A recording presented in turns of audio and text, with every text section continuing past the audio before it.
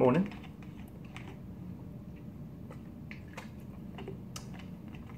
Interesting day. Yesterday was our last day off before the group stages begin, and they begin in about 3 hours time, maybe 2 hours time from when I'm recording this. It's about 6:30. So I think things started about 9 a.m.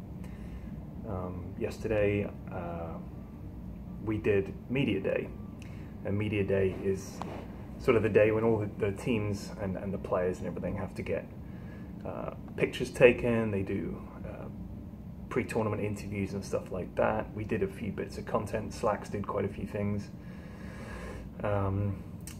Today it's going to be, obviously we were going to have Bulldog, as everybody knows, so now Blitz has come out and he's going to be doing some stuff, and then you've got me and Slacks and Ken, Hotbed's not going to do camera stuff. He's going to be like the sort of producer, writer, arranger, and editor, I think. So we've just got to come up with ideas for content, and it's actually quite difficult to, like, when you're not at the event, I have all kinds of ideas for things I want to do, but when someone's like, we need ideas for tomorrow, you're sort of like, okay. I mean, Slacks is really good at it. He comes up with these games that the players can play. He's just a guy who is able to generate ideas, many of them terrible. I won't lie. He showed me some of the ideas that got canned, but you know, for every 5 ideas he comes up with, 2 of them are really, really good. That's better than what I've come up with, which is, why don't we go bowling? We were thinking of a few other things which would be fun, but we don't have any pros that are currently playing. We're not going to be able to use them. But the idea is that we'll grab whichever talent is lying around and not busy and go off and do stuff with them. And you know, we've got the whole of Seattle. We've got a cameraman, we've got a sound guy. But now you come to the tricky part, which is filming in public. There's a number of challenges with it. Number one, a lot of places will just say, you can't film here. And you've got to ask yourself, well, why? Because if I was a tourist walking around in Seattle with my camera and I'm taking pictures, there might be some federal buildings, I suppose, that people would want a picture taken of. If you were an office, you wouldn't want someone walking in and just filming your office. I mean, I get it. There's no real reason why I couldn't go to, say, walk down the street here, we put a camera on the corner and we film. Why do you need the city's permission to do that? What is it that they think is going to happen? And I feel like a lot of the time it's the kind of stuff where people will say, well, you know, it might cause a problem. You know, maybe and people will not like it, or maybe you'll film something and I don't know. I can't even think of a reason unless there's money involved. It might be that you have to pay for some license or whatever. I don't know what the laws are in America, but I remember when I was working I used to work on and this is a long story that I'll try and keep short. I used to work on a psychic detective TV show. Genuinely. So the show was this psychic called Colin Fry, who's now deceased. He didn't see that coming. The show was that we would go to real life crimes. People would write into us and say, my dad went missing, you know, then he turned up dead, but we don't know what happened. Can you help us? And a psychic, which is not something I believe in, it's bullshit, and I know how they do it. They do use a technique called cold reading, which I'll explain in a sec. A psychic would turn up and walk around the scene of either where they died or some place they liked and claim that the psychic energies were telling them what had happened. It was bullshit. So I worked on that, and what I did was I was the production manager, so I was in charge of sorting out locations and equipment and all kinds of stuff like that. And a lot of places you'd have to contact the council. In this case, it would be like the local, I don't know if there's a local government or the city or whoever, and say, hi, we want to do some filming, and they'd say, okay. If you don't have a tripod, apparently that helps a lot. If you don't film with a tripod, if you just have a handheld camera, you can get away with a lot more. Nowadays, you can get very good broadcast quality stuff with just like one of those Canons, like the D, whatever it is. You know, I've seen a lot of movies just use like a camera. They're not using like the big old things, they're just using like a camera. So no tripod is a lot easier because you could just be somebody filming. But as our sound guy pointed out, the problem is once you see someone with a boom mic, it says professional. Even if it's just me doing bollocks, it still technically looks more professional, and you get people saying, hey, do you have a permit for this? It's like, well, geez, I don't know. It feels kind of weird. So we're gonna, I don't know what issues we're gonna run into with that. We're gonna have to find that out. We wanted to film some stuff at various places where we were like, oh, that would be really cool, but will they let us? And I just don't understand the reluctance. I mean, if you go to TI, there's loads of people filming stuff. There's people filming their friends, there's reporters there from all over the world, there's all kinds of documentaries going on, people making content for esports channels and stuff, and I don't see Valve walking around saying, you can't film here. I feel like most places, I mean, I can walk around and look at it. I can walk around the city and look at whatever I want, you know? Why can't I film it? What do you think is changing from a film? Wow. Massive truck. I think it's weird that people are afraid of a camera more than they're afraid of like a human being. There's all kinds of places you can't film. On the London Underground, apparently, you're not allowed to film. That was certainly true a few years ago. And apparently the reason for it was that people were going around and filming stuff, and the theory was that they were, you know, getting research for terrorism. But my problem with that is they could still just walk around and just remember it, or even just walk up and take a picture, and no one's really going to notice. But I remember a woman was filming, she was on the platform, she was filming a train, and a lady goes, you can't film here, you're not allowed to film in the London Underground. So I feel like a lot of it is just people quite like rules and restrictions, and I think generally people don't like being filmed, even though it's a public place. I think they feel their privacy has been violated in some way. Even though they're in public, they don't. They feel like a filming is somehow, you know, takes something away from their privacy. It's kind of weird. Short film review, since people liked the one I did yesterday for the movie Life, I also watched the movie John Wick 2.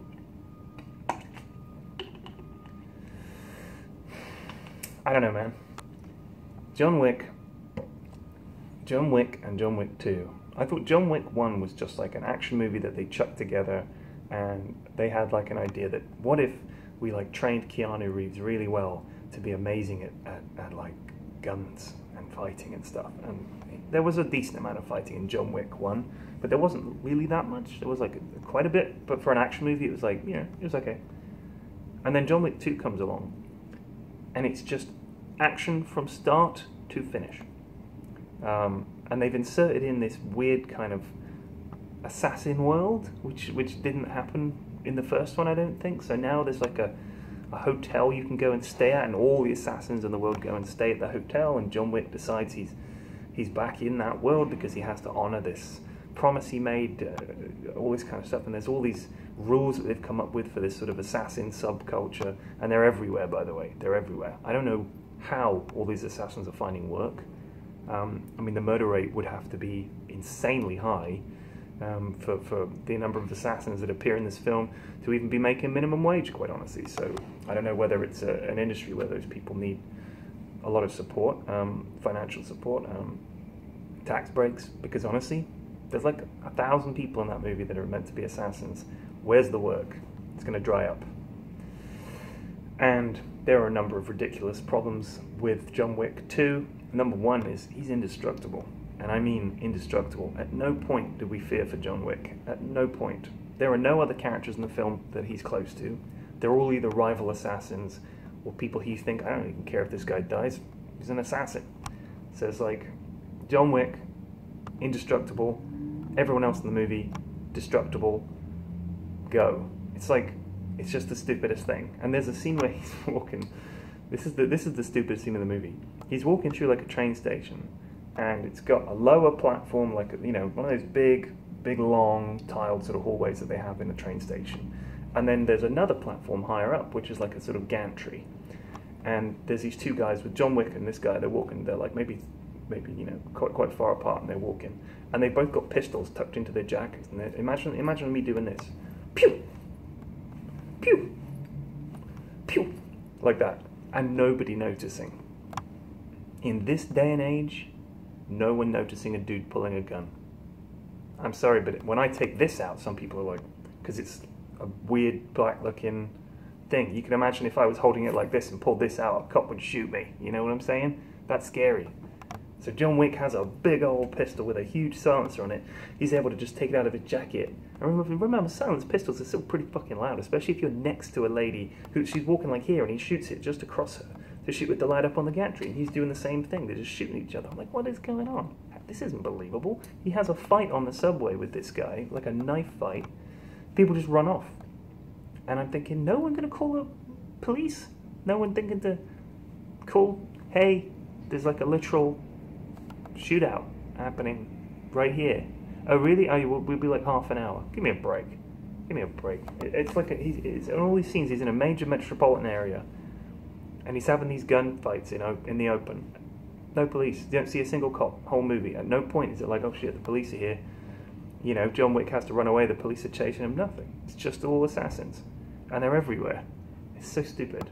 And Lawrence Fishburne is in this movie. And as usual, Lawrence Fishburne, I really liked The Matrix. Alright? I mean, Lawrence Fishburne was he was a really good actor up until The Matrix. Then he did The Matrix.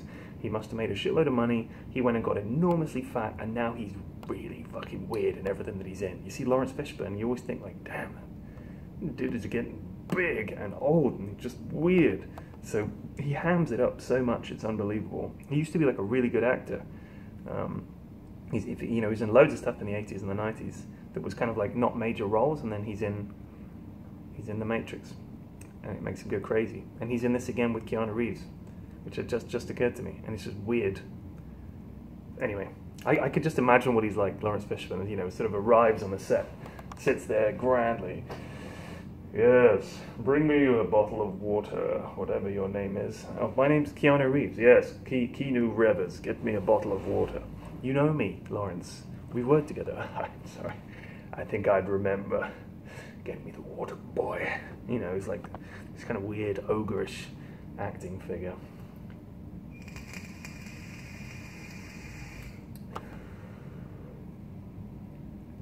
I've done my fantasy teams for TI. I basically just picked 5 EG. I went for all EG. I have 2 golds.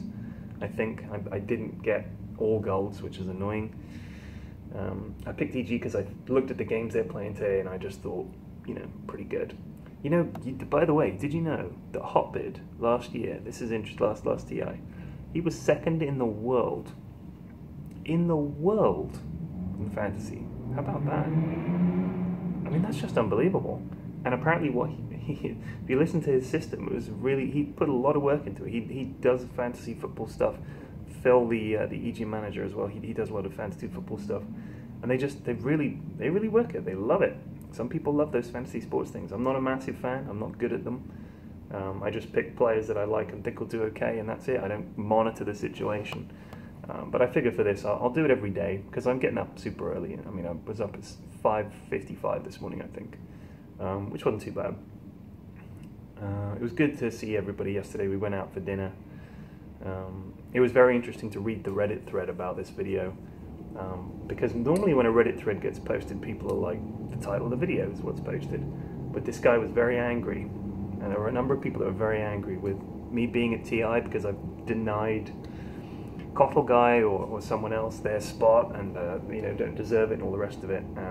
And oddly enough, I think I've had that pretty much my whole career, is people saying, he shouldn't be here, he shouldn't be there, he didn't do this, he doesn't deserve that. And also people claiming very unfairly that some people have too much influence in deciding whether I get invited. But I think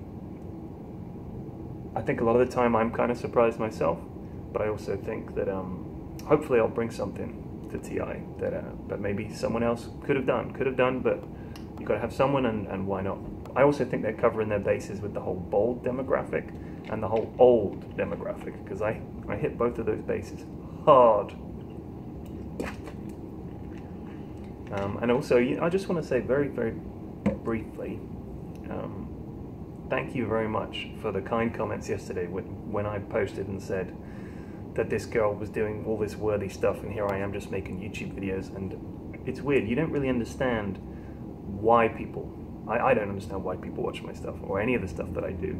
I just figure like it's fun. I do stuff that I like doing and I have fun doing, and I post it and people watch it, then that's great. But some people were saying it, that having consistent, someone that you can watch, not just me, could be anybody obviously, something that the content that they enjoy watching, they find entertaining, that it helps them when they're depressed, when they're shut up inside because they're ill and they just want something to watch. And if you think about it, there's a lot more variety to gaming and YouTube and stuff like that than there is from TV. A lot of TV is extremely formulaic. A lot of the stuff on YouTube is a lot more varied and I think more personal, because it's just one person's decision on how the content goes, rather than having to go through a committee. If you have 20 people deciding what this video was like, it's going to be a lot more like other things. It's going to be a lot more bland. I don't see many vlogs that are just a static shot without those jump cuts between every sentence. I mean, this is not pitched at the YouTube audience as it stands. If you look at the way everybody else does vlogs, they cut out every single pause. Like when I pause and look into space or whatever, they would cut that, and it would just be constant talking. I can't abide that shit. This is just a one-on-one. This is like we're having a chat in the morning. You and me just had a wonderful night together. Woken up, and I'm in my robe, you're naked, and we're just hanging out. I think that's more interesting, you know?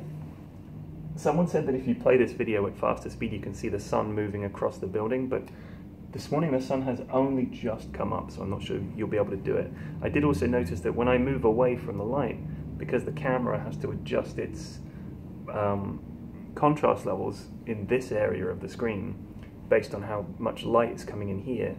I remember in previous years people said you've got to change and you know, film it more like at this kind of angle, so it's just a clean light with a darker background, and that this is getting washed out. But and that, as you can see, my gown is kind of washed out and overly white. So this isn't a shot that you would use if you're ever filming stuff. You would never film it with the light behind you. But I did it early enough, I think, that I got away with it.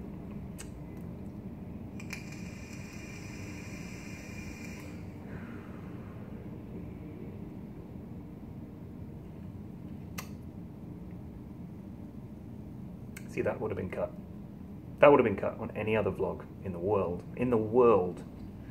But here, we let that just sit. It's nice. Just ponder. We're just chilling out. We're just having a conversation. There's no need to treat it like it's... I mean, this is the other problem I had with one of the comments on Reddit yesterday. I don't want to name any names. Don't go looking for it. Don't do vote brigading, whatever it is. It doesn't matter. It's just one comment on Reddit. Believe it or not, I've read worse. Okay, but it was funny because this one guy thought I was serious when I was saying I don't like OD and I don't like fogged and all this kind of stuff.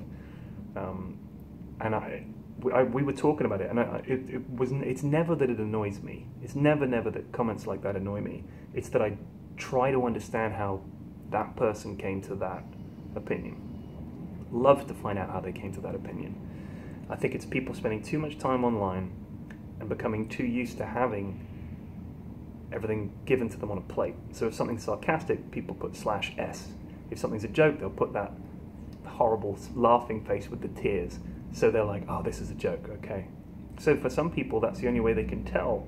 And that's the form of communication that they've become so accustomed to, that when you have to use your brain and just listen to people and guess and make an educated decision in your mind whether it's a joke or not, they struggle.